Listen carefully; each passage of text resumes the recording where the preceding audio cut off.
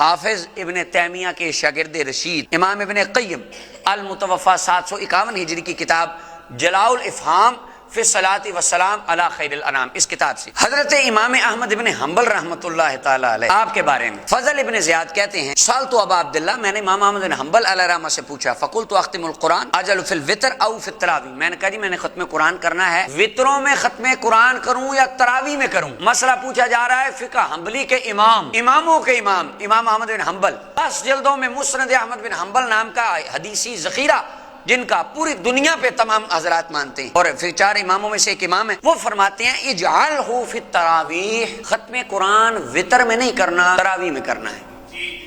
اب یہ مسئلہ، اس کی دلیل، سوال ہوگا، ہمیں کہتے ہیں دلیل یہاں سے بھی پتہ کریں، ذرا جائیں، اور سعودی عرب میں ویسے بھی فقہ حنبلی کو زیادہ فالو کیا جاتا ہے، ان کو کہیں جائیں ذرا پتہ کر کے آئیں پوری دنیا سے دلیل، اور فرماتے ہیں تو نے دعا کرنی ہے؟ میں نے کہا، فضل ابن زیاد شاگرد کہتے ہیں کیف اصنع، حضور میں دعا کیسے کروں گا؟ قال، اماموں کے امام احمد بن حنبل علیہ رحمہ فرماتے ہیں اذا فرغت من آخر القرآن، جب قرآن پڑھ کر تو فارغ ہو جائے، اور یہاں پہ لفظ حافظ ابن قیم نے لکھے ہیں اذا فرغت من قراءتک، جب قل اعوذ برب الفلق اور قل اعوذ برب الناس پڑھ لے، فارفع یدیک فی الدعاء قبل الرکوع، تو نماز کے اندر ہاتھ اٹھا کے دعا شروع کر دینی ہے۔ یہ امام احمد بن حنبل علیہ رحمہ فتویٰ دے رہے ہیں، امام احمد بن حنبل، اور لکھنے والے حافظ ابن قیم ہیں، کہتے ہیں رکوع سے پہلے ہاتھ اٹھانے ہیں دعا کے لیے نماز کے اندر۔ آگے وہ کہتے ہیں قلت، میں نے کہا بما ادعو، تو دعا مانگنی کیا ہے؟ تو وہ آپ نے مجھے پھر حکم دیا کہ تو یہ دعا مانگ لینا۔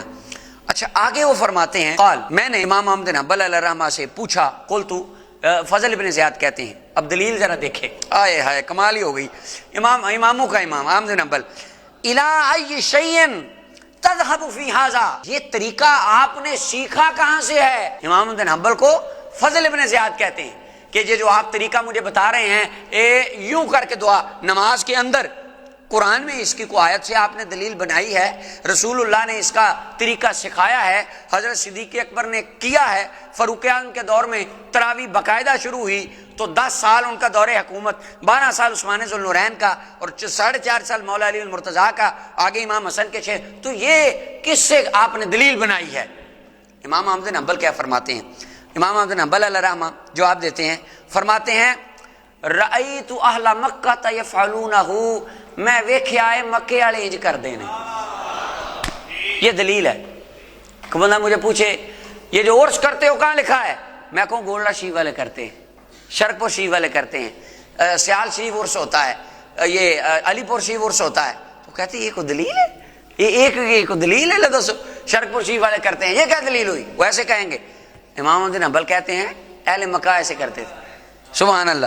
اور وکان سفیان بن عیینہ یفعلوا معهم بمکہ، اور مکے والے کرتے ہیں، سفیان ابن عیینہ کو مکے میں کھڑے ہو کر کرتے دیکھا ہے۔ او قرآن حدیث چھڈ، جے نہ قرآن حدیث سمجھیا جی او کر دینے تے جائز ہی جائز ہے۔ سفیان ابن عیینہ کرتے ہیں تو بس وہ کہتے ہیں کافی ہے، سفیان ابن عیینہ کر رہے ہیں، بات ختم ہو گئی۔ آگے فضل ابن زیاد نے بھی نکاح کل بیدات ضلالہ و کل ضلال، انہوں نے کہا اگر سفیان ابن عیینہ کرتے ہیں، میں کہوں اللہ شیر ربانی کرتے ہیں، تو بات ختم ہو گئی۔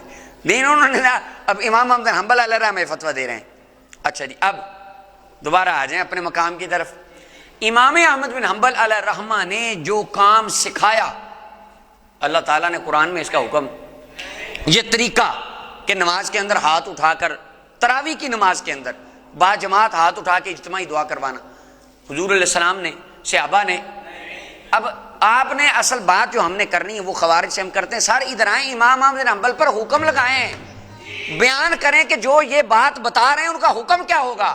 ہم کہیں تو ہم جہنمی، ہم بدعتی اور مشرک اور فی النار، امام احمد بن حنبل کا حکم بیان کریں۔ زہر کا پیالہ خارجی پی کے جام شہادت نوش کر لے گا، کبھی اس کے اوپر دلیل کے اوپر کھڑا نہیں ہو سکے گا، امام احمد بن حنبل پر رائے قائم نہیں کر سکے گا۔ اب امام احمد بن حنبل فرماتے ہیں کہ اہل مکہ کرتے تھے، سفیان ابن عیینہ کرتے تھے، سبحان اللہ۔ 1.25 لاکھ صحابہ سے ایک صحیح متصل سند کے ساتھ کو بندہ ثابت کر دے امام احمد بن حنبل نے جو طریقہ سکھایا یا کسی صحابی رسول نے کیا، یہ تو صحابہ سے بھی ثابت نہیں ہے کہ نماز کے اندر تراویح کی نماز میں ہاتھ اٹھا کر یوں دعا مانگنا۔ اب امام احمد بن حنبل یہ جو طریقہ نیا ایجاد فرما رہے ہیں، اس کا کیا حکم ہے؟ اور ان کے سارے ماننے والے کر رہے ہیں، پر کسی نے ان کو بدعتی نہیں کہا۔ آج تک سارا زور سنیوں پہ چلتا ہے، سارا زور آگ جا کے ان کے اوپر۔ اب چونکہ طریقہ اچھا تھا، ہے تو عبادت، دعا بھی عبادت ہے، نماز بھی عبادت ہے، ختم قرآن کے وقت دعا قبول بھی ہوتی ہے۔ اب تو امام احمد بن حنبل علیہ رحمہ نے طریقہ بدلا، تو طریقہ نئے انداز میں اس عبادت کو کیا، چونکہ ان کا عقیدہ تھا نئے انداز سے کوئی عبادت کرنا برا کام ہے، بلکہ یہ جائز ہے اور اللہ تعالیٰ اس کو پسند فرماتا ہے۔ آج بھی حرم مکہ حرم مدینہ میں جب ختم قرآن ہوتا ہے تو وہ اسی طرح پونے گھنٹے کی دعا مانگتے ہیں ہاتھ اٹھا کے۔ امام صاحب آج بھی دعا حرم میں مانگتے ہیں۔ اب سوال ہے وہ جو دعا مانگتے ہیں، پوچھے جی یہ ثابت ہے؟ تو کہیں گے دیکھیں جی دعا عبادت ہے، تو عبادت تو بندہ کسی ٹائم بھی کر سکتا ہے۔ ہم کہتے ہیں ذکر مصطفیٰ بھی عبادت ہے، تو وہ ربیع الاول میں کسی ٹائم بھی کر سکتے ہیں، 12 کو کریں 13 کو کریں، ذکر صالحین عبادت ہے، تو جب کہ دل کرے ہم کریں۔ اب قیامت تک کوئی ہمت کر کے امام احمد بن حنبل علیہ رحمہ پر فتویٰ لگا سکتا؟ اچھا امام احمد بن حنبل کہتے 10 لاکھ حدیث کے حافظ ہیں، ایک حدیث بھی نہیں پڑھی، دلیل حدیث سے تو نہیں دی، دلیل کیا دی؟ سفیان ابن عیینہ کرتے ہیں، اہل مکہ کرتے ہیں۔ تو امام احمد بن حنبل کا یہ بتانا اس بات کی دلیل ہے کہ وہ طریقہ جو صالحین سے چلا آ رہا ہو اس کو جذباتی ہو کے بدعت نہیں کہتے۔ جن پہلوں نے دین سمجھا، ہم سے صحیح سمجھا، اچھا سمجھا، بہتر سمجھا، لہٰذا ان کا طریقہ اچھا ہوتا ہے، اللہ کی بارگاہ میں بھی وہ طریقہ مقبول ہوتا ہے۔